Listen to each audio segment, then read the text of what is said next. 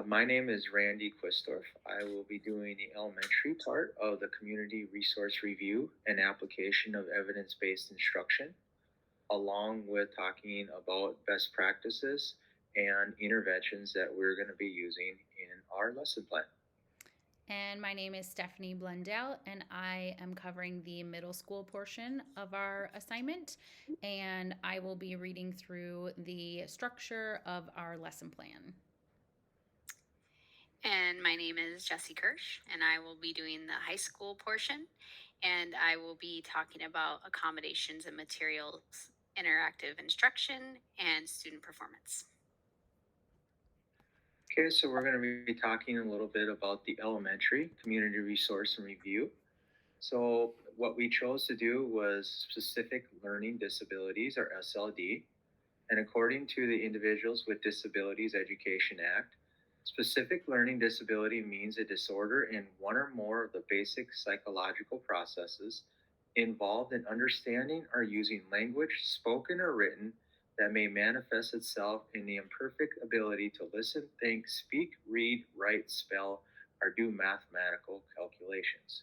So, as a group, we decided to do SLD for our project. Now, some evidence based practice that I chose to do for the elementary was self management, RSM. Self management teaches learners with ASD to discriminate between appropriate and inappropriate behavior, accurately monitoring and recording their own behaviors, and reward themselves for appropriate behavior or use of a skill. Some benefits of self management are the teachers can focus more on instruction and less on controlling behaviors. Students become more aware of their behavior and accountable for their actions. And self management allows students to follow through on plans to complete assignments, study for tests, and stay focused in class. So, in the next slide, as you can see, these are just basically some self management standards that came from the Council for Exceptional Children.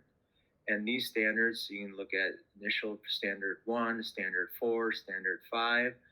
These standards are ones they allow the impact of self-regulation on learning and behavior. They conduct functional behavior assessment that led to development of behavior support plans.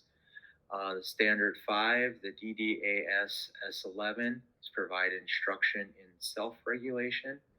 And then finally, the last one here is using procedures to increase the individual's self-awareness, self-management, self-control, self-reliance, and self-esteem. Again, these are all kind of self-management standards that have used throughout this lesson plan and activities that we're doing.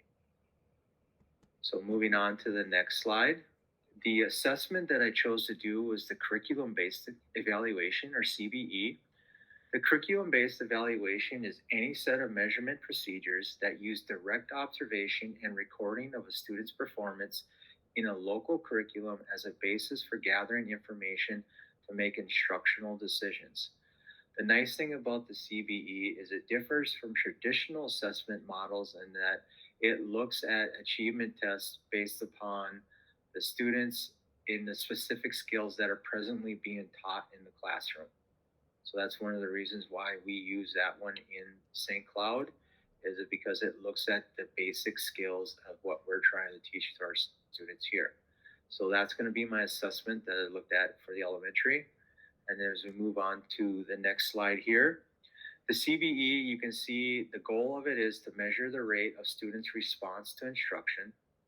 It's to help teachers build more effective instructional programs to increase or enhance student achievement, and it allows students to visually inspect their progress over time and encourage students to work towards reaching specific milestones and goals. So as you can see, the goal of the CB is basically just to allow the students to progress and get students towards the specific milestones and goals. So it's a nice way to track the students to see how they're progressing. Then we're moving on to the next slide. My community resource is the Greater Minnesota Family Services, the GMFS. They're an organization that's actually based out of Wilmer, Minnesota, but they're in 38 different counties as of now, since they've grown dramatically over the last couple of years. The mission of the GMFS is to go into people's houses to help create homes. And that's basically summarize what they do is they're trying to keep students and families together in the house. That's what they're trying to do. If they're out of the house, then they're trying to get the student back into the house. So their goals are to improve the basic functioning of the child and the child's family in the activities of daily living and community living to prevent the child from being placed outside of his or her home and school. Improve the social functioning of the child and the child's family so the child can stay in his or her home and facilitate reunification of the family where appropriate. So, again, basically, what they're trying to do is try to get the child in the home and keep them there and have the best environment possible for them. So, moving on to the next one, funding for the Greater Minnesota Family Services is basically provided by medical assistance. There's a couple different MA plans, whether it's Prime West, Medica, Blue Plus. Basically, these families that have the MA are eligible to access the services for their child and family. And then the services take place in their own home, school, or community program.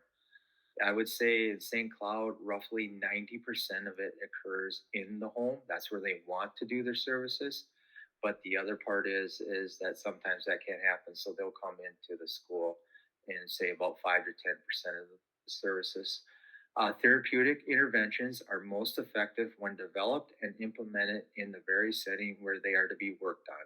And that's why they want to go into the home versus doing it at school. So moving on to the next slide, how families are referred. There is a sheet on the Greater Minnesota Family Services website that a family can fill out. A school social worker, SPED supervisor, case manager, or a classroom teacher could fill out as well. And then that would refer a student, and then the Greater Minnesota Family Services would take that case and then start looking into what's going on in that situation. What services do they need? The services that are available are the family based, the school and family, family group, targeted case management, intensive home family services, open to telehealth, outpatient, early childhood, and family group decision making. So these are services that are all available through the families when they refer, um, whether it is again from a doctor, a school, personnel, whether it's a teacher, case manager, or a social worker. So moving on to the next slide, you can see that here the students and families qualify basically. In the case of Minnesota Family Services, is they have somebody who is at risk for being removed from the family's home. So over 70% of Greater Minnesota Family Services are provided to low-income families, and they're provided mostly individual and family counseling in the home. Like I said, St. Cloud's probably about 90% of it is provided in home in the area. Other conditions are looked at by case basis when a referral form is filled out. Again, whether it's by the family, school, doctor, or others, they look at that case and then they go from there, with the ideal place being able to do the counseling within the family home. So moving on to the next slide, the relationship between the school and the community. This Greater Minnesota Family Services was started in 1991. They had 15 employees. They've now grown to the point where they're in 38 different counties. So they have had a great deal of growing over the last couple of years because they do a very good job working with the schools, working with the communities, working with the families of trying to make sure the best environment is possible for everybody. The GMFS is organized with a central administrative office in Wilmer, Minnesota. Their counseling staff are organized to basically be self managed teams in their local areas. So that's what they have set up. This structure allows them to be effective in a large area. And so they don't have to just be in St. Cloud, Wilmer. They can be basically throughout all of Minnesota to help out in different locations. So that is the Greater Minnesota Family Services. And then I believe Stephanie is going to be taking over here. Oh, I got one more slide. Sorry. The relationship between the school and community. The GMFS offers speaking engagements to the schools. They do like a small donation to their foundation, um, and some travel lodging if they need to do that. The GMFS offers community and school workshops, and the GMFS will usually get a referral from a case manager, classroom teacher, school social worker, or SPED supervisor, and then they'll kind of go from there. So the relationship between St. Cloud, like I said a couple times before, 90% of it is done within the student's home, and about 5 to 10% of it is done in the school setting or in the community that they're working in. So that's the main relationship between the school. Student gets referred, and then the student will be the contact with the case manager, who's ever working for the Greater Minnesota Family Services, and they just kind of work together and start the relationship and go from there. So now we are moving on to middle school and Stephanie's presentation. All right. So, the evidence based practice that I chose was task analysis. It can be challenging for students with specific learning disabilities to learn new academic skills, especially when these skills are more involved or multi step. So, task analysis breaks down a more complex skill into smaller chain skills. Once the chain skills are broken up into smaller steps, then the academic team can work with the student to master those individual steps. And then, as the individual steps are mastered, the student will become more independent using and applying the larger targeted academic skill. This is something that we do in third grade where I teach. I can think specifically with some math standards where it's a pretty large, daunting math standard, and we are able to break it up into smaller, more digestible chunks that the kids can work to master those smaller pieces up to that big, kind of daunting math standard. And it works well. And then the assessment that I chose was the STAR test. This is also an assessment that we use at my school. The STAR test is one piece of a comprehensive assessment system. Each piece of the comprehensive assessment system is used at different times and is tailored to answer different questions about student learning and growth. So, those pieces are the classroom formative assessments, screening, diagnostic testing, progress monitoring, benchmark testing, and summative assessments. And STAR testing kind of fits those areas of screening and progress monitoring. The STAR test is a computer adaptive test that individualizes assessment questions to each child's skill level to reveal what they know and what they still need to learn. It assesses a broad range of skills and closely aligns to student achievement on high stakes tests and provides data about how students are performing in comparison to their peers and or the grade level benchmarks. Like I said, STAR testing is something that we do use in my school, and it gives us a lot of really good information about if our instruction is on the right path, but then also if students are on the right path to mastering the grade level standards. The community resource that I chose was Itasca Life Options. The mission of this program is to empower and provide opportunities to people of all abilities, and their goal is to provide services that help to develop and maintain vocational and life skills, increase participation in community life, and engage individuals in proactive and satisfying activities of their own choosing. The way that this program works is that as a student graduates from high school and transitions to adult services, they are required to do a Minnesota Choices assessment through the county, which that determines what services and fundings are available to them. And if they are to receive services from Itasca Life Options, they must be eligible for brain injury, community alternative care, community access for disability inclusion, or developmental disability waiver. And they have to have employment exploration, development, or support as an assessed need in their coordinated service and support plan. And the case managers do the initial referrals. This program, Itasca Life Options, is licensed by the state of Minnesota. Most of the individuals receive waiver funding to cover services, and that money is funded by the state and federal Medicaid monies. The rates for their services are determined and set by the state through the disability waiver rate system, and any increases in rates have to be introduced by legislation. Some of the services that Itasca Life Option offers, one of them is a program called Crafted. This is an arts and crafts studio that has a retail store where participants can sell art and make a commission. They have a very strong community support here in Itasca County. They are partnered with First Friday, which is a program here in Grand Rapids that local businesses will open their doors on the first Friday of every month and run specials and kind of special events. And they've been able to join in with that. And they also have partnered with the local school district middle and high school special education program. There is the McRusty art program. So this is drawing, painting, pottery, natural printmaking, mosaic, and other art forms. The Minnesota State Art Board grant funds one art class per week for Crafted through the McRusty art program.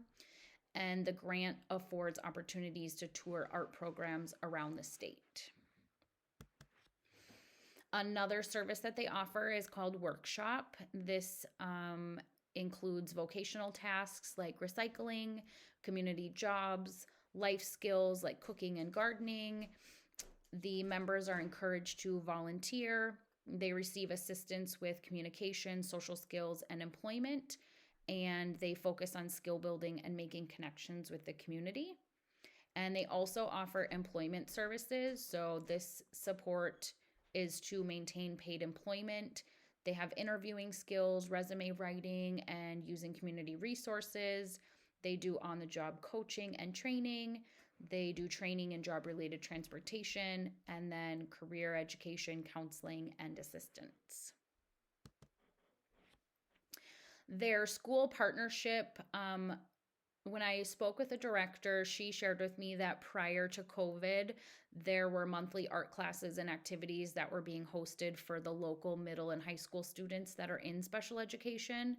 And the way that looked was where teachers and paras brought students to Crafted on their community outing day. And this was a really good way for the students to learn about the program and helped some of them transition to the day services after graduation. But post COVID, the partnership has not yet been able to restart.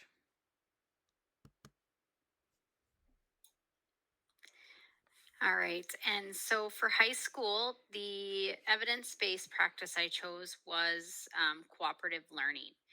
And according to cooperation.org, cooperative learning is the instructional use of small groups so that students work together to maximize their own and each other's learning.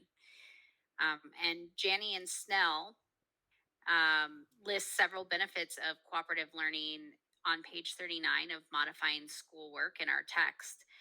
Some of these benefits include improved interpersonal skills, improved academic performance in a variety of subject areas, increased acceptance of differences in ability, ethnic backgrounds, and gender, and increased task persistence and achievement motivation. So moving on to the next slide. Cooperative learning can easily be used at all academic grade levels and subjects. The strategy not only provides opportunities for higher level thinking, but also it's an excellent strategy to build classroom related relationships and trust within the classroom. There are so many ways to provide students with opportunities to learn with and from each other. Dr. Kagan Spencer is one researcher who recognized the benefits of cooperative learning and created several cooperative learning strategies to use in the classroom. So I've listed a few here. For example, Raleigh Coach is partners take turn. One student solves a problem while the other cheers them on. I have used this strategy with my math interventions where I give my students long division problems that have already been solved but solved incorrectly. and their job is to one student is to work on finding out where the mistake is, and the other student is kind of cheering them on, encouraging them, helping them find the answer, and then they switch roles. um, Stand up, hand up, pair up. Students stand up, put their hands up, and pair up quickly. It's a good activity for activating knowledge before um, getting into a lesson or a unit, and getting opportunities for kids to hear from other students, hear opinions and ideas from a variety of students. And then quiz trade works great for reviews, for studying for tests, where you give each student a quiz card with an answer on the back, and they stand up, they meet with one student, they each quiz each other, share the answers on the back, and then they trade cards, and then they move on to another student they haven't met with yet. In addition to these three, there's several different strategies and team building ideas from Kagan, and you can click on the orange link to access those. And I just listed some more examples in addition to Kagan. There's the fishbowl debate, stump your partner, the jigsaw method. There's so many different ways to utilize cooperative learning and to get kids to learn from each other and have that higher level thinking. So additional strategies, if you'd like to look into those can be clicked on the yellow link to more collaborative learning exercises as well. Moving on to the next slide is the assessment that I chose. It's the real-time diagnostic by IXL, and this is used in the Albert Lea School District, kindergarten through 12th. It is an adaptive technology that tests kids in K through 12 in math and language arts. The test takes about 45 minutes, but it can be broken up into smaller chunks and taken over several days. Once the students have completed the test, the IXL provides a report to teachers of what the students know and generates a personalized action plan with targeted skill recommendations. Teachers can then use this information to help them differentiate instruction based on student need. So it can be, individualized instruction, but it can also be if a teacher gives this IXL diagnostic and it's determined that majority of the class is missing some prerequisite skills. It also helps in that long-term planning to be able to go back and make sure that those skills are retaught as needed. So moving on to the next slide, the IXL real-time diagnostic has additional features that have benefited our school district. They have a comprehensive curriculum that is built into the subscription. So once we determine the student's needs and we have that individualized plan, we can pull different lesson plans for a whole class or even for individual students. All of the IXL curriculum that's in there is aligned to the Minnesota state standards, and it allows for automatic differentiation in providing targeted skill practice for students in the form of games. It allows them to work one-on-one as well with the teacher, or they can work on those games to continue to work on that targeted practice. Another really nice feature about IXL is that there is a built-in progress monitoring that allows students to track their own growth and their own progress. So it allows that open dialogue between students and teachers to be able to track growth together, and kind of builds that motivation into the learners. Another great thing about IXL is it also provides test prep in ACT Aspire, PSAT, and SAT. And the way that it does it is it breaks down the skills in small chunks. And so even though these tests are a lot to study for, it just really allows kids to really kind of take it piece by piece and not be overwhelmed by all of the information.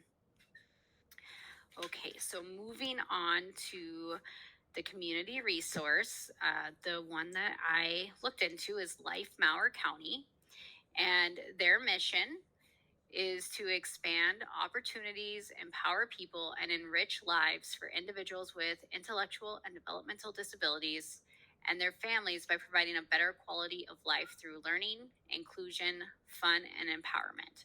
And so that's where we get the acronym from for life is learning, inclusion, fun, and empowerment. So, on the next slide, a little bit of information about Life. They are a nonprofit, so all of their funding comes through grants and through community donations. They do a couple of fundraisers a year. The one they're doing right now is they sell roses in the community. And they rely heavily on volunteers. They currently only have 3 staff total, and a lot of the programs that they run, the hours that they're run and when they're open and things like that do have to do with the availability of the volunteers they have at the time. As far as their connection to schools, they actually just recently started providing youth activities in the last year or so, and have started having monthly meetings with the Austin Public Schools. They are not in the public schools yet, but they're hoping to be able to have some sort of collaboration down the road. And as far as eligibility goes, any they provide free advocacy services throughout the lifetime of any individual living with an intellectual or developmental disability. That's age 0 and up. So they are providing those services for anyone. So if there's an intellectual developmental disability, you qualify. There's no formal referral process where you have to fill out a form or anything like that. You would just contact them through email, phone number, or through their website.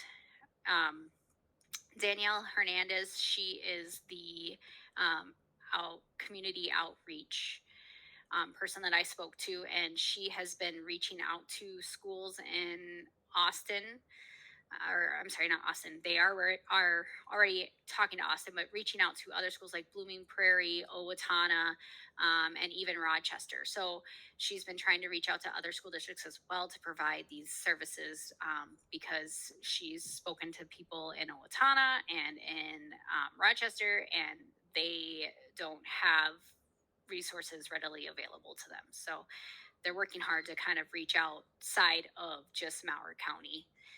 Um, so, moving on to some of the services that they do provide. Um, Originally, Life Mower County was under the name of ARC, and they have been around for about 71 years. And they provide a lot of services for adults with disabilities, and that's where they're really strong currently. Of course, with their advocacy for all individuals with intellectual and physical disability. They have the Best Buddies program, which is a one-on-one weekly, one-on-one friendship program. It's a meet in person one time a month with weekly communication as the commitment. And they have a recreation center called Our Place, and they try to keep it open 7 days a week, as long as they have the volunteers. And it's a place where people can go, whether you have a disability or not. They kind of want to foster that inclusiveness in the community. And so there's lots of things that are already there. If they don't have something planned there, there's already like board games, and there's a bunch of lazy boy chairs and tables, and just a place where people can go and hang out and meet people, make friends. They also have skill building nights and education nights where they teach different things like crafts or cooking. They also plan day trips for the people that come to the recreation center. They've gone to places like Monster Jam, the State Fair, and concerts. I'll talk a little more about Special Olympics with the youth. but the one other adult one I wanted to mention is the Action Club. And the Action Club, um, it help you have to be 18 or older to join, but it's basically helping building self advocacy skills for these adults. It helps them to learn how to make sound decision making and speaking up for themselves, supporting each other, finding answers to unmet needs, and also how to find ways to volunteer in their community. So, moving on to the services for youth. This is fairly new. They're still working on getting it up and running. They are taking on the Mower County Special Olympics, and right now the sports that they are able to sponsor is bocce, bowling, cornhole, and softball, and that's for ages 6 and up, all of those sports. And then they have created a monthly calendar where they are trying to have different activities at the building. So they're bringing things into them, like they have brought a zoo to their building. This month they're bringing the Works Museum, and they're bringing their STEM activities. It's a magnet exhibit, and so what they want to do is get people with disabilities, people who don't have disabilities, and just kind of having community events where everyone is included and able to do um, fun activities together. They also are plan sensory nights. The next one they're having is going to be a glow yoga night. They offer cooking classes, basically anything volunteers are willing to be a part of or are passionate about. A lot of those things are kind of what end up coming into the monthly activities. Um, in addition to those services for youth with disabilities, they do also offer coffee chats for parents and caregivers. And the main purpose of that is for emotional support, to provide information and resources, and allow networking for families. And they try to meet once a month. It's usually on a Saturday. And Life Mauer provides the coffee and the donuts. And then the last one is Sibs Shop, and that is for siblings of children with disabilities. So it's just a place where kids can kind of go and talk to other kids who are kind of in the same boat, about life stuff, about, life with a sibling that has physical or intellectual challenges, and to also have fun. So they plan games and activities and things like that. Um, and so those are all of the services provided by Life Mower County. And now we will move on to the lesson plan. So, the lesson plan that we chose covers a third grade math standard on telling time to the minute using a digital or analog clock and determining elapsed time to the minute. The materials are listed that would be needed for the lesson, like an analog clock, materials for making a clock, number lines, and then having an iPad or computer. And then the academic vocabulary is also listed: clock, analog clock, digital clock, digits, grandfather clock, and Roman numerals. So, to start the lesson in the Engage and Explore, students will engage by having them work alone or with a peer to make a clock out of paper plates and construction paper, or digitally on an iPad or computer. Using models helps students visualize the concept of time, and having students construct a clock can help strengthen their understanding of how clocks work. Students should also be familiar with the colon notation, and the teacher can use the demonstration analog clock as a guide or create their own clock for the demonstration. So I will talk a little bit about some of the best practices that are in part of the Engage and Explore part of this lesson plan.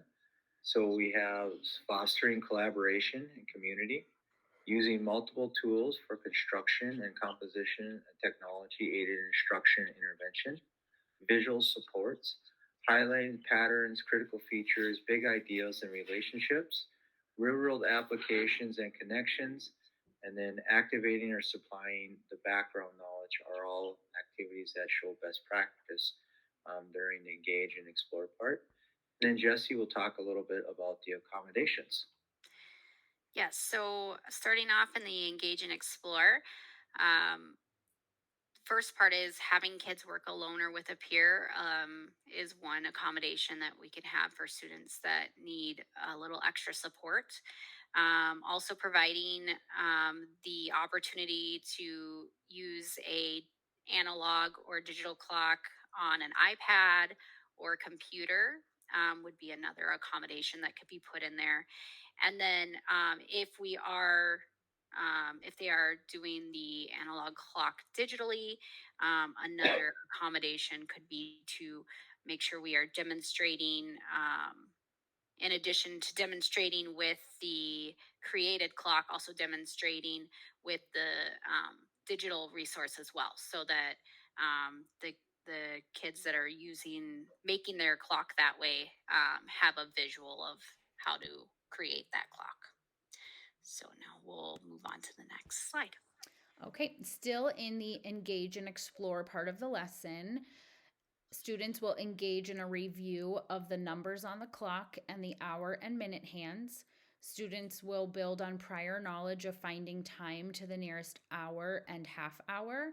So, coming into third grade from second grade, students would have received lessons in telling time to the nearest hour and half hour, but it would be important to reactivate that knowledge.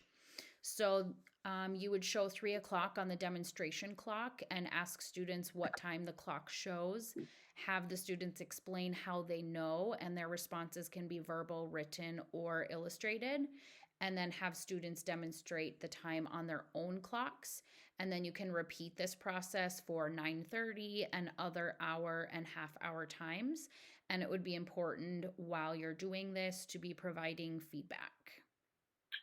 So, some best practices that are going on in the engage and explore part of this lesson is we have some modeling, activating or supplying the background knowledge again, varying the methods for response and the gap navigation, building fluencies with graduated levels of support for practice and performance, task analysis, and we're increasing mastery oriented feedback. And then Jesse will cover a little bit about some of the accommodations in this part. So the accommodation in this one would be allowing responses in a variety of ways, whether verbal, written, illustrated, or even performance based. And then moving on. Okay, so then we would move on to the explaining part of the lesson. At this part of the lesson, the students would watch the Generation Genius telling time to the nearest minute video. Um, you would turn on video captions and provide students with a transcript. In this lesson, students are going to relate each of the 12 numbers on the clock to intervals of 5 minutes. So they use skip counting by fives to tell time to the nearest 5 minutes. One way to show students the double roll, the hours and the minutes of the numbers on the clock, is to display a clock that shows the minutes corresponding to each number label. And then you should guide students in labeling the clock they made with minutes after each hour number. And some of the best practices that are in part of the explain lesson plan here is again, we're using technology instruction and video modeling, offering alternatives for auditory and visual information, given visual supports, and building fluencies with graduated levels of support for practice and performance and task analysis. And Jesse will spend a little bit of time on the accommodations. So the accommodation here is the visual support provided by putting the fives next to the numbers around the analog clock. It gives a concrete example for students that might struggle connecting the minutes to the numbers on the analog clock. Okay, and continuing in the explaining part of the lesson. So you would return at this time to the discussion about telling time during the engage and explore. and you would remind students that they used their clocks to show 9:30, and then ask how they could adjust the clock to show 9:35. So you would continue practicing telling time to the nearest 5 minute, building from the hour and the half hour. And it would be important to be providing frequent, timely, and specific feedback that emphasizes effort and improvement. And then continuing on, students are going to use skip counting by fives and then counting on to tell time to the nearest minute. So providing students with a fives skip counting chart or having them create their own fives chart on a graphic organizer, showing a demonstration clock, and start by identifying the hour. For minutes, start by counting by fives to the nearest label, then count on by ones to the minute hand. And during this lesson part, the explain part, some of the best practices we are activating or supplying the background knowledge, increasing mastery oriented feedback, highlight patterns, critical features, big ideas, and relationships, and we are also modeling. And then Jesse will talk a little bit about some of the accommodations. So using the graphic organizers helps provides accommodations for students who um, either are struggling with counting by fives or, like we said before, are having a hard time making the connection between the numbers on the analog clock and how they represent minute wise. So the graphic organizer would or an anchor chart would help the students in this for this accommodation. Okay. Continuing in the explain part of the lesson, at this point, students are going to use a number line that will help build their understanding of time as a continuous unit of measure. So they are going to relate the number line to the clock, and that's beneficial for when they begin work with elapsed time. At this stage, students can use a paper or digital number line to plot the point related to a certain time on the clock. And for elapsed time, they're going to plot 2 times on the number line and find the length of time by identifying the distance between the 2 points. It would be important at this point to provide a range of demands and possible resources, allowing students to be individually challenged and providing frequent, timely, and specific feedback that again emphasizes effort and improvement will be important. So some of the best practices that are being used in the explain lesson part right here is varying the methods for response and navigation, varying demands and resources to optimize the challenge, and increasing the master-oriented feedback. And then Jesse will talk a little bit about some accommodations in this area. So the accommodations that kind of go along with those best practices is first varying ways to present the information. So we used visual supports, and now using number lines as another way for them to kind of be able to internalize um, the minutes and how that works and elapsed time. And then also with the demands and possible resources, allowing the students to work in groups where students that understand the concept and are a little bit stronger can work with those students who may need a little bit more help, and varying the resources needed. Some students may need graphic organizers or anchor charts, and being able to slowly remove those resources as the students get a better or grasp of the concepts. Okay, and then moving on to the last part of the explaining part of the lesson. Students are going to work with a partner or in a group to compare the number line with the clock model. So they're going to look at how are they the same and how are they different. They're going to complete a graphic organizer to help them make personal connections to telling time and determining elapsed time. So they're going to be looking at, how telling time and elapsed time relates to their own life. And you can make that connection through cooking and baking, making it to the bus on time, waking up in the morning, and then helping them understand that once they know how to read one analog clock, then they would be able to read all analog clocks. And some of the best practices for the explain part in here would be we'd foster collaboration community, maximize transfer and generalization, and then we'd optimize relevance, value, and authenticity as we go through the plan. And then Jesse will talk a little bit about accommodations.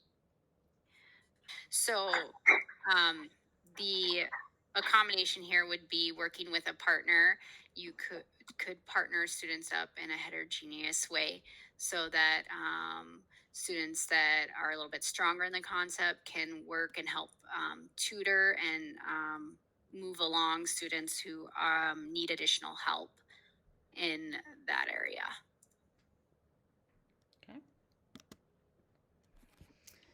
Moving into the elaborating part of the lesson. So, this is where the teacher will direct students to use their new understanding to complete some practice problems. The first page contains bare mathematical problems to solidify the understanding of the process.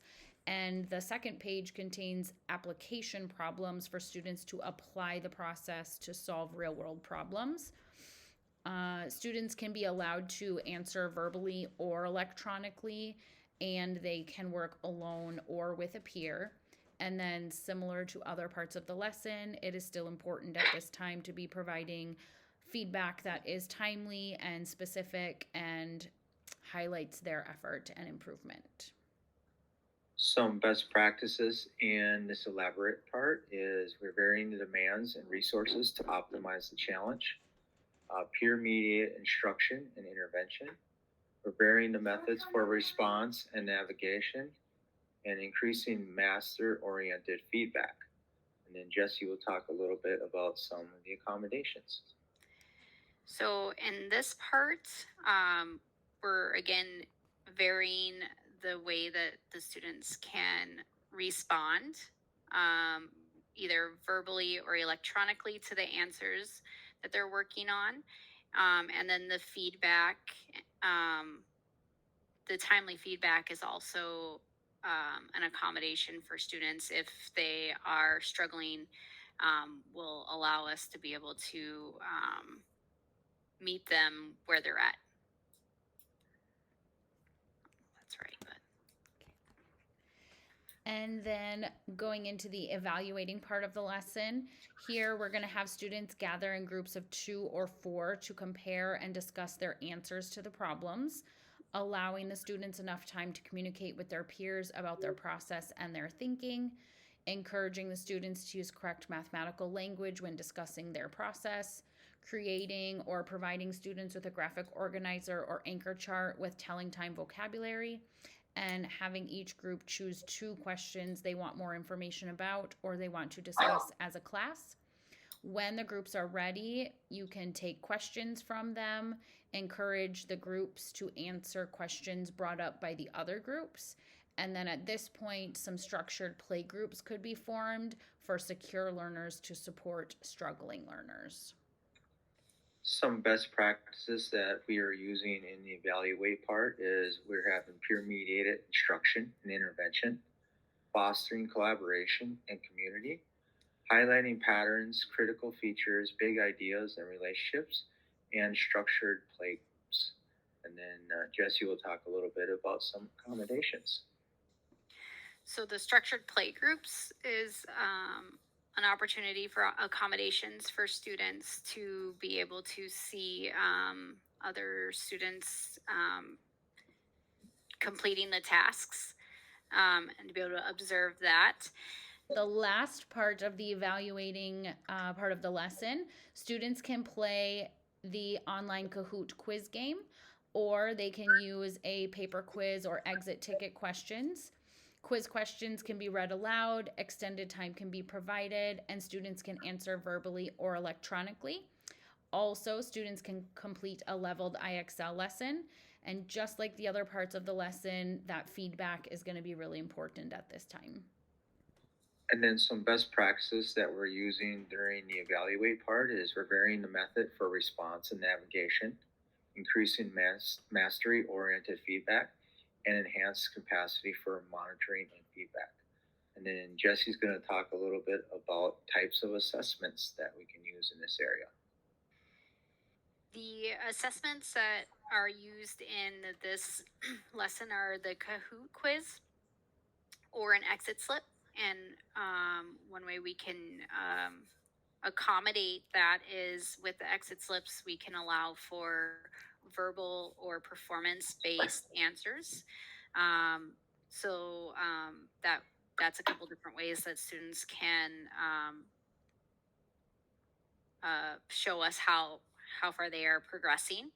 And in addition, students can complete leveled IXL lessons. So if we know that students are struggling, and based off our progress monitoring, we can provide them with more practice in that specific targeted skill.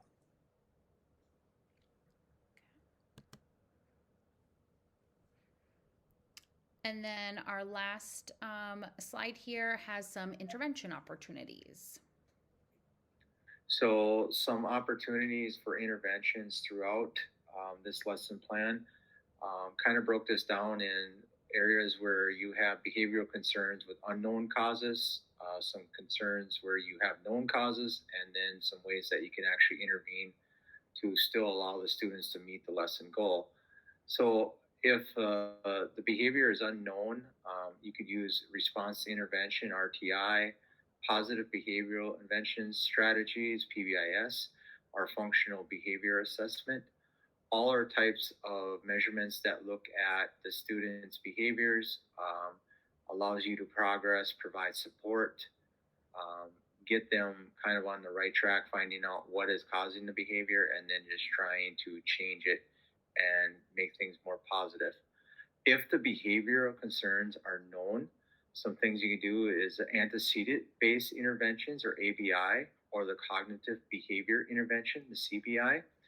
The antecedent based intervention is a way to decrease a known behavior that is interfering with the lesson plan and increase engagement by modifying the environment.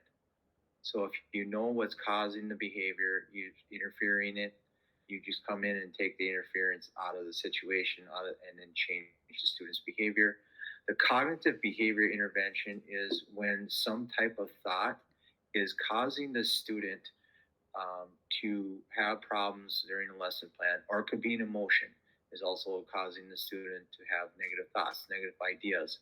So in the CBI, when the student's own thoughts and emotions are causing them to interfere with the lesson plan, CBI helps the students to recognize their negative thoughts and emotions and helps them to change their thinking and behavior, which can help during that lesson plan to help and make it better for them. And then finally, some ways to intervene that still allow the students to meet the lesson plan. Technology aided instruction intervention, TAII, and then parent implemented intervention, the PII. These are both ways that you can allow the students to meet the lesson goal with some minor interventions on their part. So, whether it's technology, using a Chromebook, an iPad, something like that related to the assignment, or whether it's a type of behavior that's occurring in school that you can talk to parents about and kind of implement with the parents same type of behavior modifications at home to kind of help with the behaviors at school. So kind of work in collaboration and community as one. So these are all type of intervention opportunities that are in this lesson plan that are possible throughout, and then that's kind of what you can use to help make the lesson plan better as you go through it. Okay. And then we have our references pages here. The end of our presentation. Thank you all for listening and for your time. And that's all we have.